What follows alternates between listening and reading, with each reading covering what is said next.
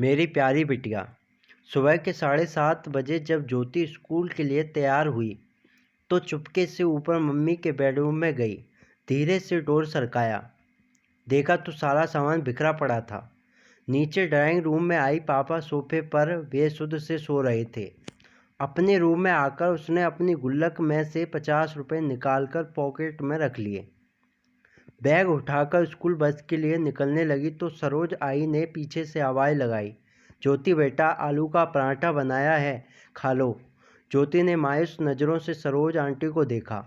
नहीं आंटी, भूख नहीं है। सरोज ने ज़बरदस्ती टिफिन उसके बैग में डाला। ज्योति स्कूल के लिए निकल गई। सरोज सोचने लगी, बेचारी छोटी सी बच्ची साहब और मेम साहब के रोज़ की लड़ाई झगड़े से इस तरह साल की उम्र में कितनी बड़ी हो गई है। सरोज पिछले 10 सालों से नेहा व नरेश के यहाँ काम कर रही है। दोनों मल्टीनेशनल कंपनी में ऊंचे पदों पर कार्यरत हैं। ज्योति उनकी इकलौती बेटी है। किसी भी चीज़ को कोई कमी नहीं है, पर हर समय दोनों एक दूसरे से लड़ते रहते हैं।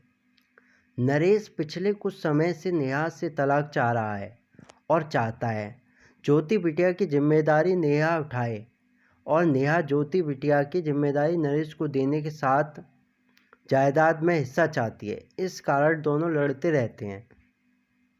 बच्चे की जिम्मेदारी कोई नहीं लेना चाहता, इसलिए दोनों एक दूसरे के लिए अपशब्दों का इस्तेमाल करते हैं। बेचारी ज्योति स्कूल से घर आकर अपने कमरे में दुबक जाती है। केवल सरोज आंटी से ही बात करती है। रोज की तरह नेहा और नरेश ने नाश्ता अपने अपने कमरे में किया और ऑफिस के लिए निकल गए। करीब 12 बजे स्कूल से कॉल आया कि जल्दी हॉस्पिटल पहुंचो, ज्योति को चोट आई है। हॉस्पिटल पहुंचकर पता चला कि ज्योति बहुत ऊपर से सीढ़ियों से गिर गई है। आईसीयू में रखा गया था। ऑपरेशन की तैयारी हो रही थी। सिर में बहुत गहरी चोट आई थी। ऑपरेशन शुरू हुआ पर जिंदगी मिली न मौत। बिटिया कोमा में चली गई। नेहा और नरेश स्तंभ रह गए। उन्हें ऐसा झटका लगा था कि अपनी सुध बुध ही खो बैठे थे। ज्योति की दादी भी आ गई थी। बेटा बहू को देखकर नफरत से मुंह फेर लिया। पूछताछ हुई, टीचर स्टूडेंट सभी के बयान लिए गए। यही पता चला कि पेरेंट्स बिगड़ने से नीचे गिर गई।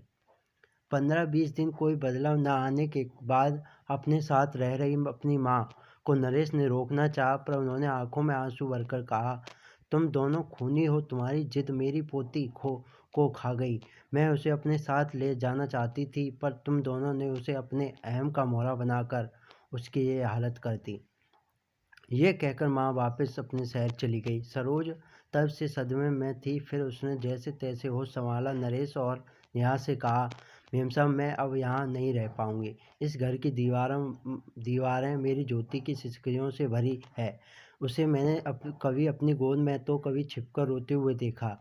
कभी तो मेरा मन किया कि उसे लेकर भाग जाऊं, पर मैं डरपोक थी, ऐसा न कर सकी। अगर चली जाती तो शायद वो आज इस हालत में न होती। नरेश और नेहा के पास अब शायद कहने को कुछ नहीं था। जैसे जैसे दिन बीत रहे थे, उनका लड़ाई झगड़ा एक अजीब सी बर्फ में तब्दील हो चुका था। उनकी सारी भावनाएं अंदर ही अंदर एक खामोशी अख्तियार कर चुकी थी। सारा दिन बेमन से दोनों ऑफिस का काम करते, हॉस्पिटल में एक एक दिन अकेले ड्यूटी देते। बैंक में पड़े पैसे, जमीन जायदाद सब बेकार से लगने लगे थे। 3 महीने बीत चुके थे। संडे का दिन था। बड़े मुश्किल से नेहा ने ज्योति के रूम में जाने की हिम्मत जुटाई थी। वैसे भी महीनों दोनों उसके कमरे में कदम नहीं रखते थे। कैसे माँ बाप थे वो दोनों। उसका रूम, उसका बेड, तकिया, उसकी किताबें, उसकी पेंसिल, पेन, स्कूल बैग सब वैसे ही रखा था। अलमारी खोली तो उसके कपड़े नीचे गिर पड़े। उसका हल्का ब्लू नाइट सूट जिसे वह अक्सर पहना करती थी। नेहा रोते हुए अलमारी से सामान निकालने लगी। तभी उसके हाथ एक ब्लू कलर की डायरी लगी। उसने कांपते हाथों से उसे खोला। आगे के कुछ पेज पर फटे हुए थे। पेज दर पेज टूटे दिल की दास्तां छोटे छोटे टुकड़ों में दर्ज थी। मम्मी पापा, मैं आपको डियर नहीं लिखूंगी, क्योंकि डियर का मीनिंग प्यारा होता है। पापा, आप मम्मी को कहते हो कि तुम्हारी बेटी, और मम्मी आप पापा को कहते हो तुम्हारी बेटी। आप दोनों ये क्यों नहीं कहते कि हमारी बेटी। अगले पेज पर था पता। जब मैं मामा जी के घर जाती हूँ, मामा मामी मुझे बहुत प्यार करते हैं। मामी अनु को जब प्यार से मेरा बच्चा कहती हो तो मुझे लगता है कि क्या मैं प्यारी बच्ची नहीं हूँ। मम्मा, मैं तो आपका सारा कहना मानती हूँ, फिर भी आपने मुझे कभी प्यारी बच्ची नहीं कहा।